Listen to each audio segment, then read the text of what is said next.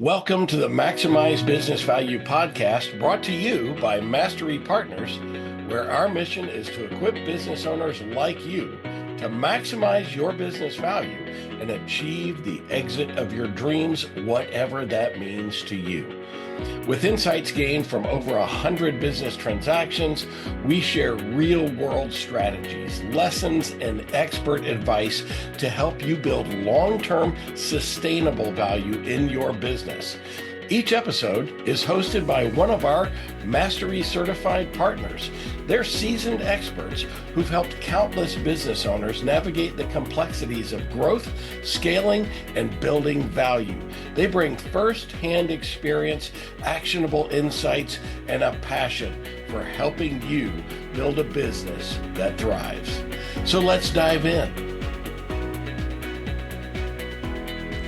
This episode is the second of a two-part release. To hear part one, follow the link below. Thank you for listening to the Maximize Business Value podcast.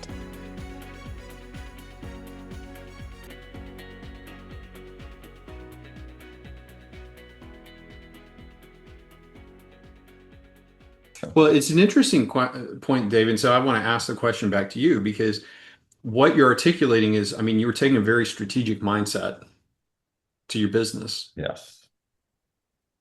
Where did you learn that? And for business owners that are out there, what advice would you have for them on how to develop that strategic mindset? It's interesting. I'll tell you exactly where I learned it. So I started my career selling mainframe computers. So I worked directly for the manufacturer, sold mainframes. You might sell one every couple of years because they're $5 to $7 million in $1980. So it was a big event, right? So it was very long-term sale, and everything. But I was working for the manufacturer, and I was all about the technology. We have superior technology. We have this. We have that. I was a selling person. Did not have an engineering background, but I was really fascinated with technology. Did a lot of outside study on it. So then I went to work for a smaller data communications company. So we had to think a little differently because they're a much smaller company, not a public company, and so on. Then we formed our own company. So we formed our own company, and it was right at the crux of that.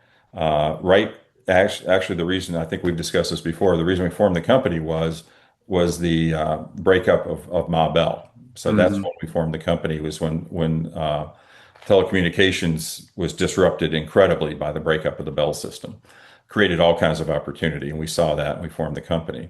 So we represented several different manufacturers. And I remember we were at a manufacturer's annual summit type thing that they did for all their business partners. And we're up there, and I'm sitting across the table from a guy that was many years older than I was, had been in the business a long time. And he said, "Hey, tell me about your business. What kind of business are you in?" I said, "Oh, we're cool. We distribute data communications equipment, and I'm all about, we got the latest and greatest this, we're gonna do this." And he says, "So what business are you in?" I said, "Well, I just described it. We're in the data communications business." And he says, "No, you missed it. You're in the distribution business." He said, "You buy from the manufacturer, you inventory, you mark it up, you sell it. You are a warehouse distribution company. It has nothing to do with technology, you know." So he was like, I said, "Oh." He said, "Yeah, the decisions you make should not be based on technology. They should be based on availability of equipment. Can I get what the market wants? Can I get it at the right price? Can I sell it at a better price?" And all this. He said, "Those are the things you need to be concerned about. Don't get wired in the weeds about the technology. Don't get so enamored with the technology that you miss the business side of the business." That's a great story. And I'm so grateful to him for that, because Yeah. I was excited about the technology, and of Yeah. course, in that world, there's a new widget every day. It's like right now, every day I get an email about the greatest new AI thing that's going to change my world, right? And That's right. AI That's is right. everything, right? So don't get enamored with the technology. Look at the business side of it. That is such great advice, David. And it reminds me, we talk, Tom uses this analogy, Tom Bronson, our Yeah, yeah. founder, and he will talk about this idea if you think about every business fits inside a box. The outside of the box may look different depending Hmm. upon the industry. But you take the wrapper off, you look inside, and it's literally all the same because Yeah. it's business. And that your analogy is spot on, Yeah. right? Yeah. It's and if you can elevate yourself to start seeing your business as a business, Yep. not as a hobby, not as this kind of cool widget, and really kind of broadly define yourself, all the way going back to strategic planning, like depending on how you define yourself, Yeah. you are going to see things in a very fundamentally different way. Imagine I'm assuming when you did your planning, you know, if you thought of yourself as we're a technology company, we do data communications, you would have gone down one path. If you saw yourself though as a distribution company, your priorities are going to be very different. Yeah. Oh yeah. Yeah. Definitely. Yeah. You start looking at shipping costs, you look at all kinds of stuff that the Right. technologist doesn't care about, So, Right. yeah. But the business person who is looking to drive the value of that business Yeah. is seeing like, how do I turn this cash machine and spin it up faster? Yep, definitely so. So that's it's interesting. So the whole idea, and of course we always urge our clients to think about strategy. Most of them, as I've alluded to, are like, wow, I got to worry about next week. I can't worry about strategy. And I said, well, Yeah. you have to do both. You have to spend some time on Mm. strategy, if only for what you described, which I think was a wonderful description of when you have a decision to make, you kind of do that comparison. How does this align and how does this support our strategy, our long-term strategy? Right. Or is this going to move us in that direction, or is it going to take us sideways, or is it going to back us up? You know, Right. so Yeah. I that, think so. Yeah. It yeah, definitely runs into that. And, as you can tell, I mean, I just have a lot of passion on this topic. yeah, I find this is to me one of those things that people, in my, a lot of you mentioned the telecom industry. A lot of times I work with folks and they say, we're going to do a strategic planning session. Oh, well, tell me about it. yeah, Well, we're going to go to the beach. We're going to get a hotel. We're bringing our wives. yeah, And then we're going to get together and we're going to do a meeting. yeah. And Do this once a year. It's yeah, fun. we do this once a year. It's a lot of fun. Everybody looks forward to it. It's like, okay, well, that's great. So how effective were you in getting your strategy done last year? Well, yeah, we did okay. Yeah, You probe a little bit more. Okay, well, we really didn't get anything done. And you probe a little bit more. And it's like, well, we just had some speakers come in. yeah, And the problem is this isn't limited to telco, right? This is just about every business I know. yeah, yeah, And there's value to doing those things. But again, I go back to if it's a one and done thing, then you're not going to be successful. yeah, And I tell people you've got to have a why. yeah, Why are we doing this? Where are we going? Why are we doing this? Because your people have to see the picture. yeah. And if you can't tell the picture, you're not going to be successful. And that's even I've got a friend he's been wildly successful. He speaks at our Biz Owners Ed program every year, and he is a serial entrepreneur. He's on, I think, his fourth or fifth company, and his deal is interesting because he very purposely tells everyone in the company. He says, I'm not building this company to last forever. I mean, for me to be here forever. I mean, he's just Okay. saying, I see a company as a vehicle for me to basically succeed. I have a goal. I want everybody here to have the same goal. He freely shares. This is where I see us being. And he's actually moved from, he saw them being $100 million company when they got to 100 million. He says, well, now we're going to be a $500 million company. I mean, he moved the cheese pretty quickly. Yeah. But everyone there knows, that he is not, when there's going to be a day when he comes in and says, I've accomplished what I want to do. I'm going to head out. Many of them will head with him, but they'll all be, very wealthy when they do that. He's got it set up that way and everything. And there's some that'll be very wealthy by staying, and Hmm. all of this is in place. It's very strategic, but he's very, very, he shares, it's like an open books management. He shares where they are in every aspect. We've I meet our love that. hiring goals, we meet our financial goals, our profit goals. Everything that they do is wide open, and he has incredible loyalty from his team. He has everybody is certainly aligned to that strategy, and just the way by sharing it very openly to everyone, Yeah. it's so important. I love that because I mean, unfortunately, I've been around companies that don't do that, where the owners think that people are going to steal something, and so they won't share anything. They won't share the numbers. And the problem is, you create a communication gap, an information gap, and Yep. if there's a gap, people will fill it.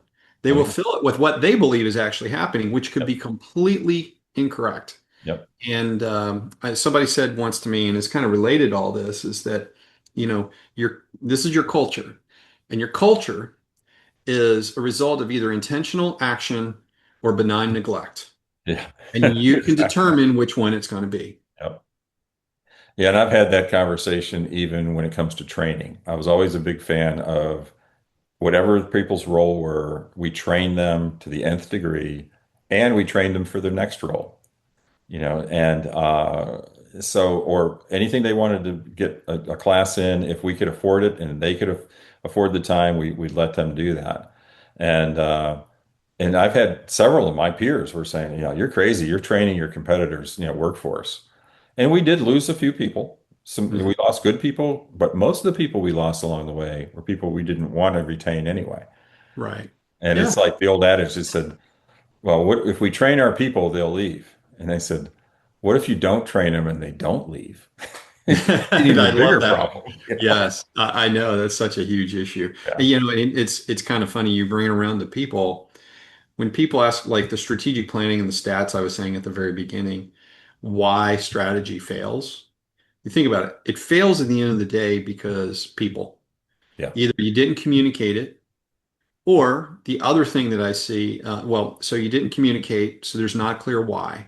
So as a result, there's resistance to it, or you didn't account for what's real and achievable. Yeah.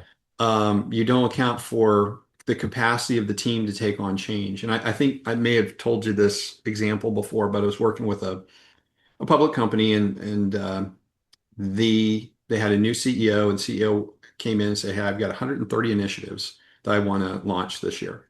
It was April. Um, so we didn't even have a full year.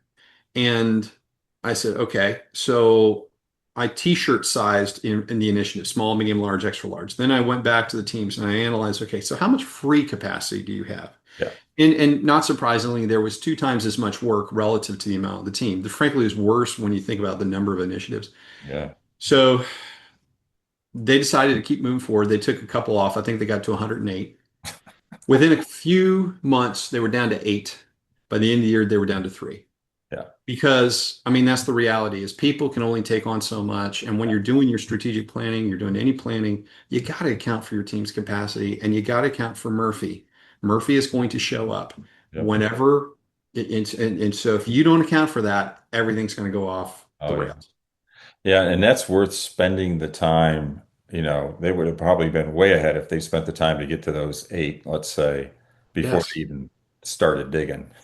So Imagine if you're a team member and you're seeing this come in, the feeling that you probably have, just this inevitability of long nights and weekends. yeah, And then it slowly comes off. And so then you're losing credibility with your team about your ability to give them direction in that process. yeah, And I'm not saying that, I've got all the answers, but I mean, to me, that one was a pretty obvious one.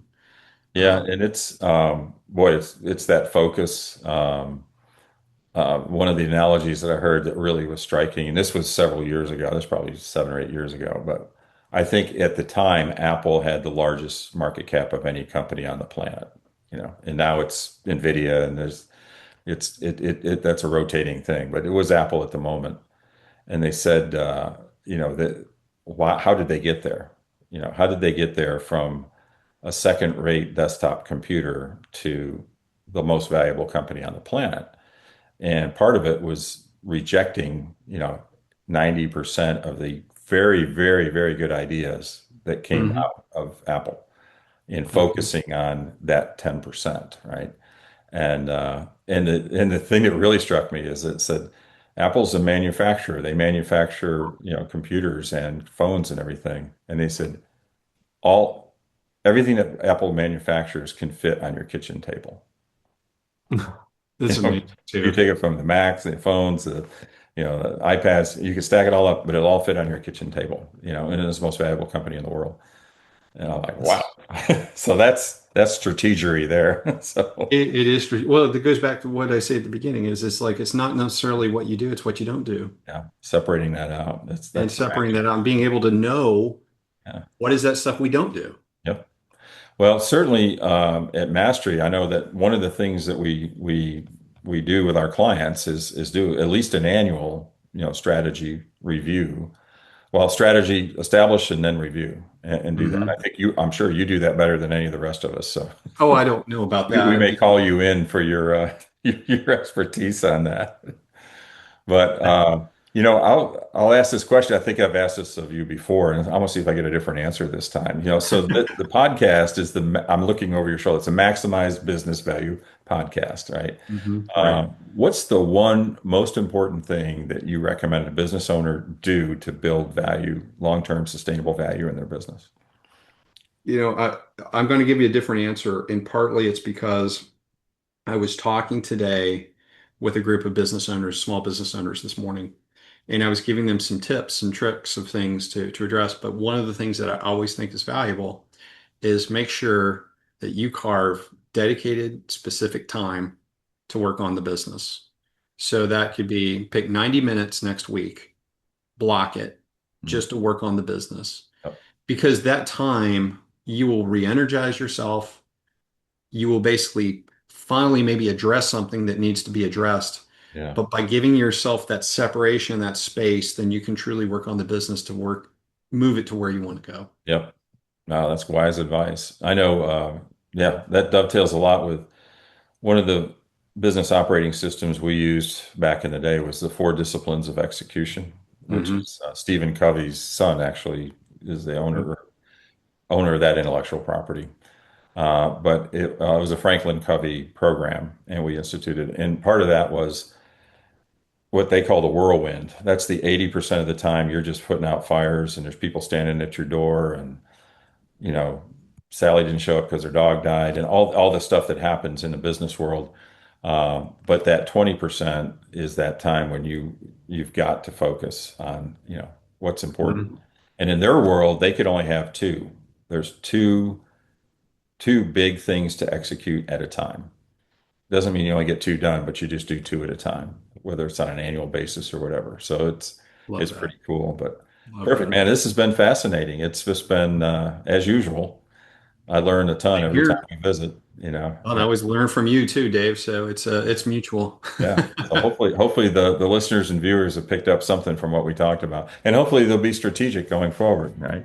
We can help them with that. So with that, I was going to just close and say, this is the Maximize Business Value podcast. This is for serious business owners that are really intent about growing long-term sustainable value in their business. We air one of these podcasts every single week. Please sure you like us and subscribe and tune in. And until then, I'm Dave Casey, and we'll see you next time. Thanks for joining us for another episode of the Maximize Business Value podcast. I hope today's conversation sparked new ideas on how you can continue driving value in your business. But remember, it's not just about listening. It's about taking massive action. Visit our website, masterypartners.com, for more resources. Grab a copy of any of the books in the Maximize Business Value series on Amazon or via the links below. And don't hesitate to reach out if you want to know how to apply these concepts to your business. So until next time, I'm Tom Bronson, reminding you to relentlessly execute while you maximize business value.